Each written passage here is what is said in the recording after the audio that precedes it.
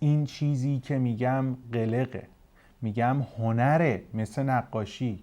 خب تا زمانی که سیستم طرز فکر باور درست نشه اصلا اون مهم نیست، به چشم نمیاد. فرمول تکرار پذیر نیست. من یه تابع به شما بدم بگم شما محاسبه کنین، 2 تا پارامتر رو ورودی بهش بده، خروجیش ببین چیه. نه، استراتژی فلانو بیا بهت یاد بدم، نمیدونم کندل دیلی اینجوری شد اینجوریه، نمیدونم این 3 تا کندل اف پی وی فلان.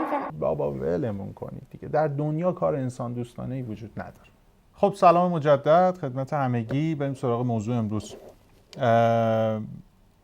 چیزی که میخوام بگم در مورد اینه که ما چرا به کوچ نیاز داریم توی بحث ترید. منتها سوء تفاهم نشه. این که میگم چرا به کوچ نیاز داریم، نه هدفم از این ویدیو مثلا این نیستش که بگم دوره من کوچ داره تبلیغ بشه، نه.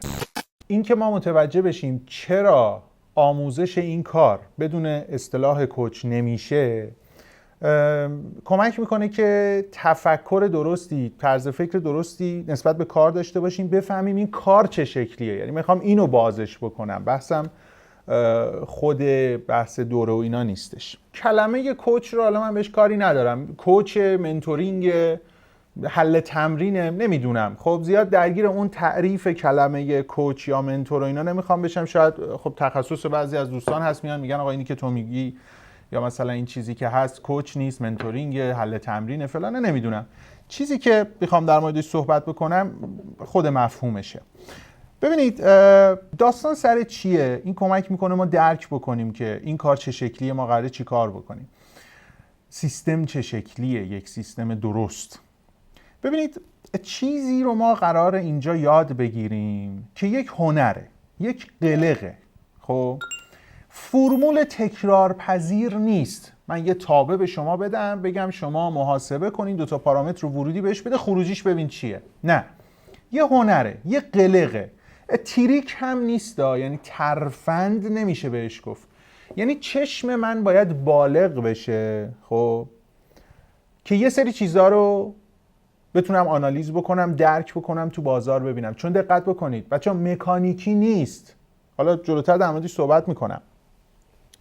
ببینید این که فلانی میاد میگه که نمیدونم استراتژی فلانو بیا بهت یاد بدم، نمیدونم کندل دیلی اینجوری شد اینجوریه، نمیدونم این 3 تا کندل اف پی وی فلان. اینا همش چرت و پرته. خب اصلا چیزی رو این شکلی اگه در بازار بشه یاد داد، اون چیزی که اینا میگن، خب اینا خب مکانیکیه دیگه. خب بریم رباتش کنیم. اصلا نیازی هم دیگه به تخصص برنامه نویسی نیست برای تولید ربات. الان همه ماها آدم عادی هوش مصنوعی مخصوص این کار وجود داره. یه اشتراک $20 نخواستین اکانت اشتراکیش هم میفروشن 15,000 تومان، برید بخرید رباتش کنید، کاملا هم براتون درست میکنه. خب ببین این نیست، این دروغه. این برای جذب مخاطب. جلوتر میگم چرا این کارو میکنن. پس من قراره چشمم بالغ بشه. خب من قراره یک هنری رو یاد بگیرم، مثل نقاشی کردن. اگه شما بری آموزش نقاشی ببینی، فرمول نیستش که اون مربی یا اون استاد بخواد بیاد بگه این کارو کن، این کارو کن، این کارو کن. نه، تو باید یاد بگیری، تو باید رنگا رو درک بکنی. خب تو باید زاویه چشم مخاطب رو درک بکنی، مفهوم به جدا. درسته؟ پس این از این. حالا اینکه میگم چشمی و اینها، چشم باید بالغ بشه، دانشجویان بهتر درک میکنن. ما نه همه ها، یه جاهایی هم تو این کار مکانیکیم. خیلی بحثای شاید ورود مکانیکی باشه، مدیریت سرمایه کامل مکانیکیه. خب اما تحلیل و بخشی از بخش معاملاتی سیستم اینا کاتالیکی هن. اینا چشمی هن. یعنی خیلی موقع من یه چیزی رو توی کلاس توضیح میدم، بعد دانشجوها اولش میگن که خب معیارمون چیه، چقدر خوبه. میگم هیچ چیزی نمیشه گفت. من اگه بیام به شما بگم که معیارش انقدر درصد از فلانه، این کار من راحت میکنه، شما هم الان خوشحال میشی چون فکر میکنی که اینه، ولی این دروغه و ظلم به شماست. خب معیار کاملا چشمیه. برای اینکه یه مثال دیگه بزنم و برم سر تایتل بعدی، منو میشناسید، من علاقه به این که کشش بدم و خیلی مثال بزنم و فیلم طولانی بشه اصلا ندارم، مدلم اینجوری نیست، ولی میخوام 100% منظورم رو انتقال بدم. ببینید موقعی که ما اولش رانندگی یاد میگیریم، نمیدونم حالا من اینجوری بودم، حالا فکر میکنم همه اینجوری باشن، معمولا دنبال یک فرمولیم. دنده 1 تا چند تا سرعت میره، دور موتور رو چند باشه من باید دنده عوض کنم. ببین مکانیکیه. خب اما الان که شما یاد گرفتی هممون داریم رانندگی میکنیم، اصلا دور موتور رو مگه میبینی دنده عوض میکنی؟ یا قاعده ای داره؟ نه، شما داری درک میکنی. درسته؟ این از پس توی کوچ به زبان ساده خب ما تمرین میکنیم.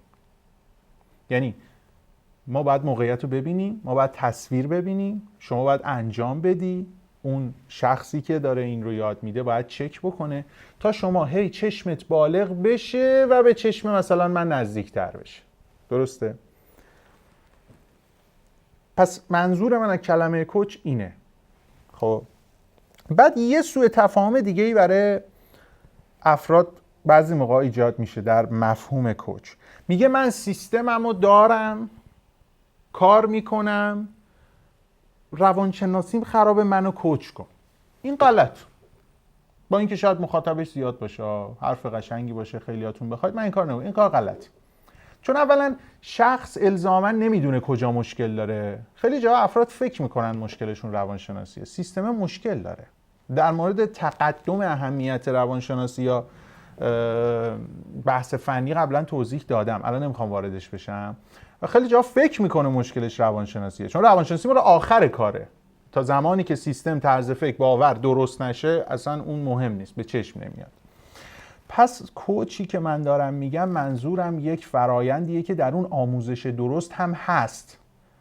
نه اینکه آدم بیاد بشینه میخواد کار خودشو بکنه، من فقط بشینم انگار بهش ناج بزنم، سقلمه بزنم به قول تیلور در اقتصاد رفتاری. نه، آموزش درست باید باشه، اون تمرین کوچ، منتور، هرچی هست نمیدونم، رو اون انجام بشه.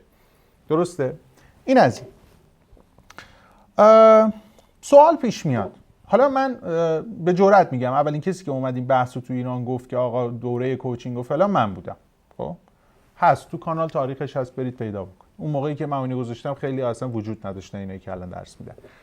یکی از چیزایی که متاسفانه ما تو کشورمون همیشه باش درگیریم بحث اینترنته. طبیعتاً کارگزاری هم که باش کار میکنیم خارج از ایران مشکل داریم. متاسفانه شاهد بودیم در برهه‌های زمان که اینترنت ها رو قطع کردن یا محدود کردن. محدودیت‌های جدیدی هم که مدل‌های جدید بود میذارن. یه اتفاق خوبی که WM مارکت برای ما رقم زده اینه که اومده از 2 سال پیش سرورهای جدید برای ایران ایجاد کرده که اولا فیلتر نمیشن و حساب‌های ریل مخصوصا نیازی به فیلتر شکن نداره. دوما حتی با دستکاری‌های DNSی که متاسفانه در ایران ایجادش کردن دیگه همخونی داره و درست انجام میشه و فکر میکنم این برای مایی که کارمون با اینترنته خیلی خیلی مهم و ارزشمنده. بحثم این نیست. بحثم چیه؟ چرا بقیه نمیذارن؟ یا اگه میذارن اسمشو از رو من خیلی بعداً برداشتن، الان هر جا میری میگه ما دوره ما پشتیبانی داره، کوچینگ داره، هر چی اسمی که روش میذارن، ولی واقعا اون نیست. ببینید کوچی که من دارم میگم این نیستش که بچه باز یه چیزی رو بگم سوء تفاهم نشه ها، دارم مثال میزنم، میخوام یه مفهومی رو انتقال بدم درک کنید این کار چه شکلیه.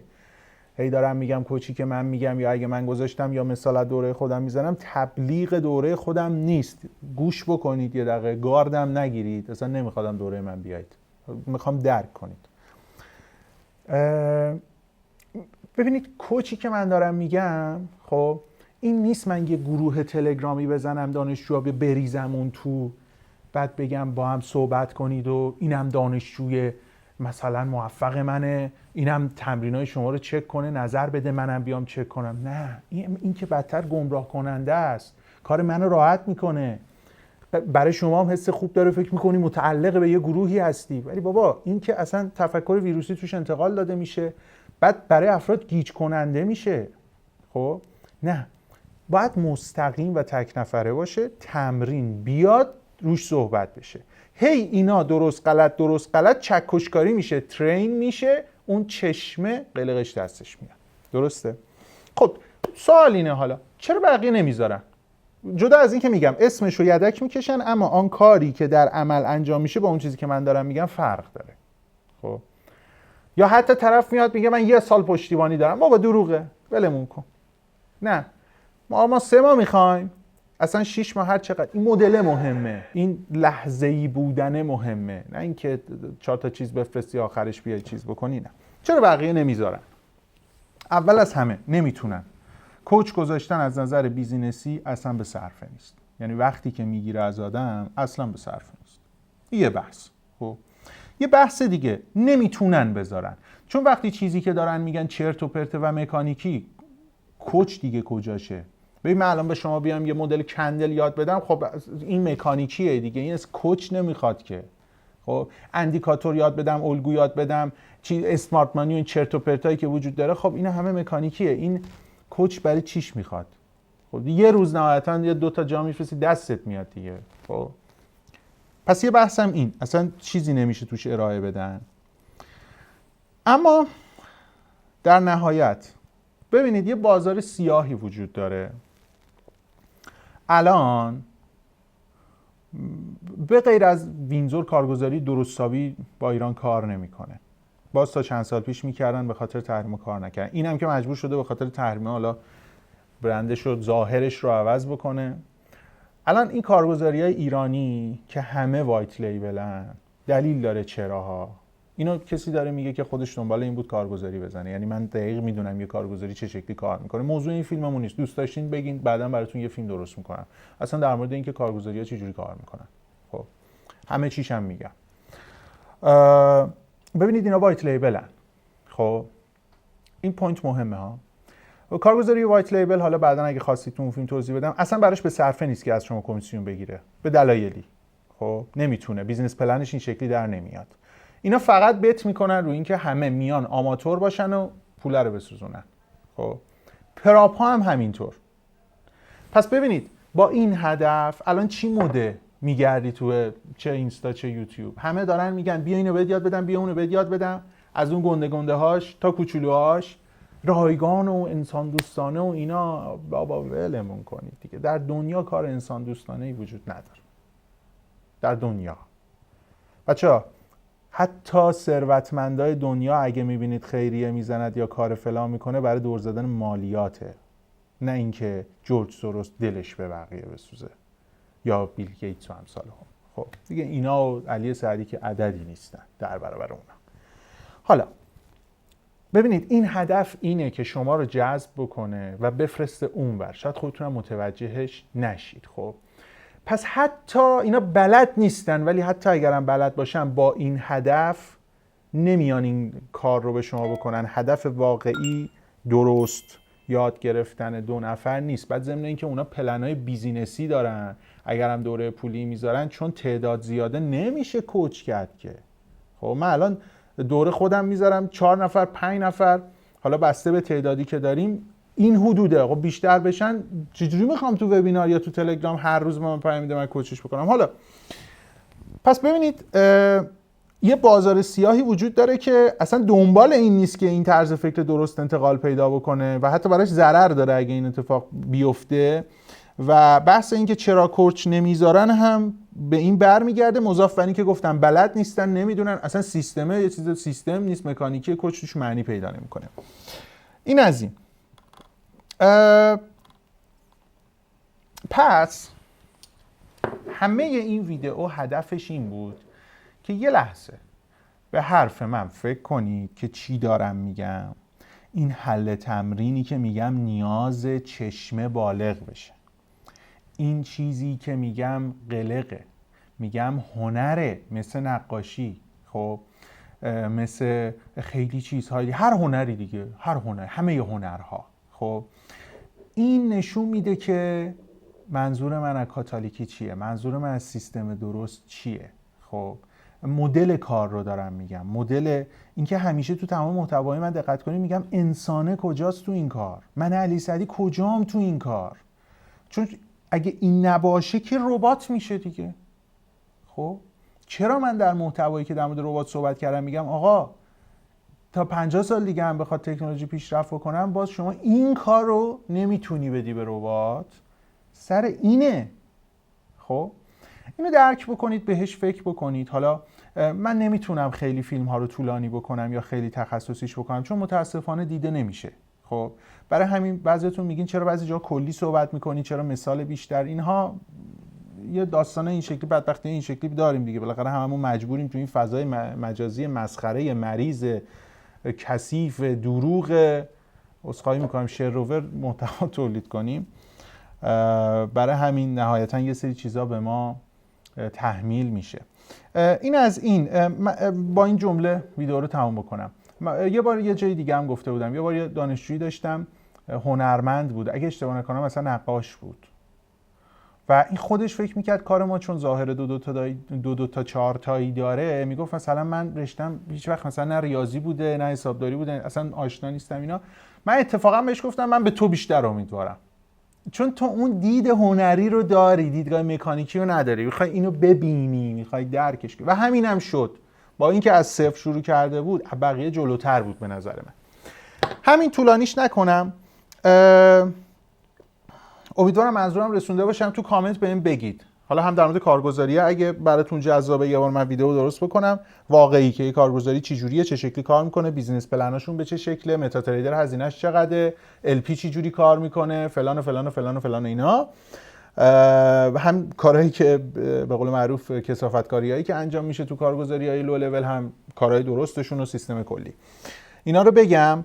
و در مورد این داستانم نمیدونم اگه منظورم رو نرسوندم، سوال دیگه ای چیزی بایاسی وجود داره بگین که من بازش بکنم. ممنون که وقت گذاشتین، وقتتون رو بیشتر از این نگیرم. روز و شبتون بخیر و خداحافظ.